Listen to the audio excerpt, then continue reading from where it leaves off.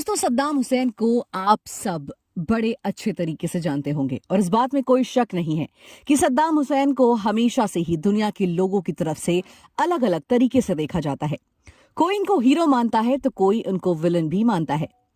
लेकिन एक बात जो सभी लोग उस पर अग्री करते हैं वो ये है कि सद्दाम हुसैन पिछले 60 से 70 सालों में मुस्लिम इतिहास के सबसे ताकतवर और सबसे मशहूर नेता थे, जिसमें 50 से 60 सालों के अंदर पूरे मुस्लिम दुनिया के अंदर शायद ही कोई सद्दाम हुसैन जैसा ताकतवर नेता पैदा हुआ हो। तेल की दौलत से मालामाल इराक पर सद्दाम हुसैन ने एक लंबे वक्त तक राज किया। उनके दौर में ये कहावत मशहूर थी कि सद्दाम हुसैन की इजाजत के बगैर इराक के अंदर एक परिंदा भी पर नहीं मार सकता। लेकिन वक्त बदला। अमेरिका जैसे ताकतवर देश ने सद्दाम हुसैन के ऊपर धीरे धीरे बड़े बड़े और खतरनाक इल्जाम लगाना शुरू कर दिया और नतीजा यह निकला कि पहले तो अमेरिका ने इराक के ऊपर हमला किया यानी जंग की, और उसके बाद सद्दाम हुसैन की गिरफ्तारी हुई। और फिर वो दिन भी आ गया कि 30 दिसंबर सन 2006 में सद्दाम हुसैन जैसे ताकतवर नेता को फांसी के फंदे पर चढ़ा दिया गया। वर्थ नोटिस बात यह है कि सद्दाम हुसैन को जब फांसी दी गई थी, ये दिन इस्लामिक कैलेंडर के हिसाब से बकरीद का दिन था, यानी कि उस ईद के दिन जिस दिन मुसलमानों के घर पर बकरे की कुर्बानी दी जाती है। साथ ही साथ इंटरेस्टिंग बात यह है कि सद्दाम हुसैन की फांसी इतिहास की वो अजीबो गरीब फांसी की सजा है जिसको पूरी दुनिया के लोगों ने अपने टीवी और मोबाइल फोन पर बड़े आसानी से देखा था। फिलहाल दोस्तों, सद्दाम हुसैन के साथ जो कुछ भी हुआ उसके बारे में आप में से लगभग सभी लोग बहुत अच्छे तरीके से जानते होंगे।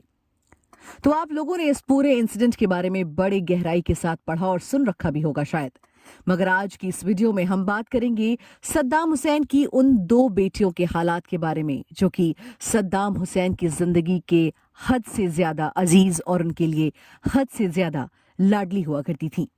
कि आखिर सद्दाम हुसैन के खत्म होते ही उनकी उन दोनों अजीज और प्यारी बेटियों की जिंदगी पूरी तरीके से कैसे बदल गई थी और कैसे सद्दाम हुसैन जैसे अमीर और ताकतवर लीडर की बेटियां डायरेक्ट महलों से झोपड़ियों में आ गई थीं। ये कहानी है सद्दाम हुसैन की दो लाडली बेटियों की, यानी कि रगीद और राना हुसैन। इनके बारे में मशहूर है कि सद्दाम हुसैन की जिंदगी में इन दोनों के पास 3-3 महल हुआ करते थे। रगद हुसैन के महल में 12 गाड़ियों के साथ 52 से 53 करीब नौकर हुआ करते थे। रगद हुसैन ने न सिर्फ एक महल का खर्चा ही सालाना $50 मिलियन के करीब था, वहीं दूसरी तरफ राना हुसैन को स्पेशल चीजों का बहुत ज्यादा शौक था। राना हुसैन के बारे में मशहूर है कि उनके लिए सिरका जेनेवा की कंपनी स्टोर से तैयार किया करता था और राना ने इस कंपनी के साथ साथ एक कॉन्टैक्ट रखा था और वो इस खास सिरके को किसी भी दूसरे कस्टमर को नहीं देते थे। साथ ही साथ आपको ये जानकर हैरानी होगी कि राना हुसैन के स्पेशल शूज भी इटली की एक कंपनी की तरफ से तैयार किए जाते थे। राना हुसैन के लिए स्पेशल कपड़े और परफ्यूम पेरिस से मंगाया जाता था और पूरे के पूरे बगदाद में ये मशहूर था कि जिस तरीके की खुशबू राना इस्तेमाल करती हैं, इस तरीके की खुशबू पूरे इराक में किसी भी औरत के पास नहीं है। राना के साबुन की कहानी भी कुछ इसी तरीके की है जो लंदन में तैयार किया जाता था, जो कि खास राना के लिए ही हुआ करता था।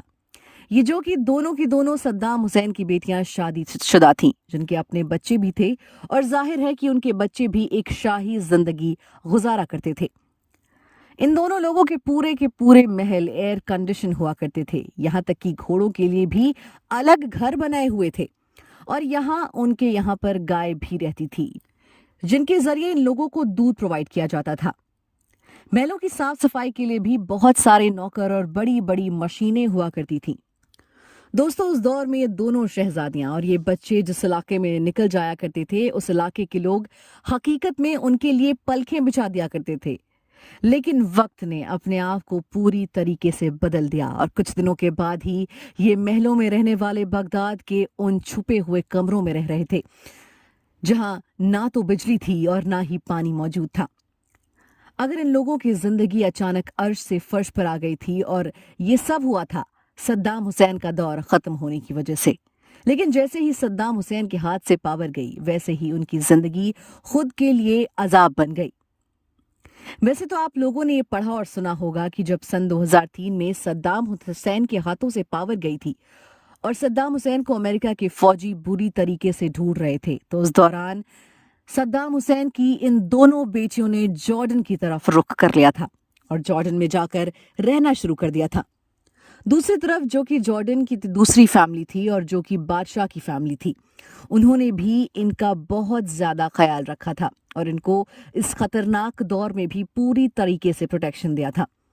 इस दौर की बड़ी बड़ी ताकतों ने ये कोशिश की थी कि जॉर्डन किसी तरीके से छुप जाए और इन लोगों को हमारे हवाले कर दे, लेकिन लाख कोशिशों के बावजूद भी जॉर्डन ने ऐसा करने से साफ साफ इनकार कर दिया था और तब से लेकर आज तक लगातार सद्दाम हुसैन की ये बेटियां जॉर्डन में ही रह रही हैं।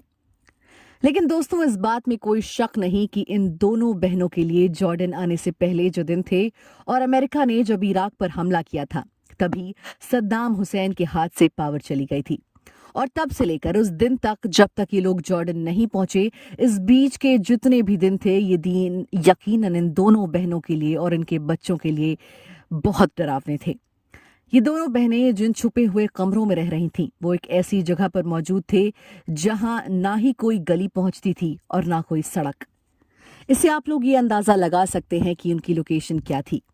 महलों में आलिशान जिंदगी गुजारने वाली इन दोनों शहजादियों के लिए ना ही वहां पर अब कोई बिजली थी, ना ही कोई पानी था, ना ही कोई फ्रिज था और ना ही कोई बड़ी बड़ी सफाई के लिए मशीनें थीं और ना वहां पर मौजूद कोई नौकर था और उनका कोई हालचाल तक पूछने वाला नहीं था। सद्दाम हुसैन का एक करीबी रिश्तेदार हुआ करता था, इसका नाम अली हसन अल माजिद हुआ करता था। ये वही इंसान था जिसने सद्दाम हुसैन की बेटियों की खैरियत लेने के लिए उनके छोटे छोटे और छुपे हुए कमरों का दौरा किया था और बाद में सही वक्त पर मीडिया के सामने इस पूरे मामले को बयान किया था। उस दौर में इस रिपोर्ट को इंडिया के जी न्यूज के अलावा दुनिया की बहुत सारी छोटी बड़ी वेबसाइट्स ने कवर किया था। सद्दाम हुसैन के इस करीबी रिश्तेदार के मुताबिक ही सद्दाम हुसैन की बेटियों ने अपने नरम हाथों से इन कमरों की सफाई की थी। वो लोग खुद से ही झाड़ू लगाया करती थीं और खुद से ही कपड़े धोया करती थीं, अपने लिए खुद ही खाना बनाती थीं और खुद ही टॉयलेट भी साफ करती थीं। क्योंकि कमरों में पानी मौजूद नहीं था, इसीलिए वो काफी दूर नलों से पानी भरकर लाया करती थीं। यानी दोस्तों, सिर्फ चंद महीनों पहले तक जिन शहजादियों की जिंदगी महलों में बड़ी शान और शौकत के साथ गुजर रही थी, अब उनकी जिंदगी पूरी तरह से बदल चुकी थी।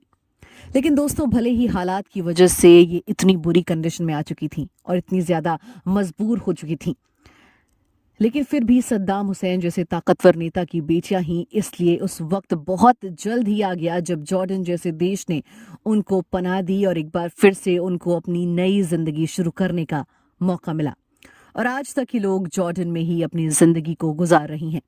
फिलहाल दोस्तों, आज की अपनी इस वीडियो को हम यहीं पर खत्म करते हैं। वीडियो पसंद आने पर ना सिर्फ वीडियो को लाइक करें बल्कि अपने फ्रेंड्स के साथ जरूर शेयर करें और इसी तरीके की नॉलेज और हिस्ट्री कल वीडियो देखने के लिए हमारे चैनल को सब्सक्राइब करें, साथ ही बेल आइकॉन को भी क्लिक करें। आपसे एक और नई वीडियो के साथ मिलेंगे, तब तक के लिए खुदा हाफिज।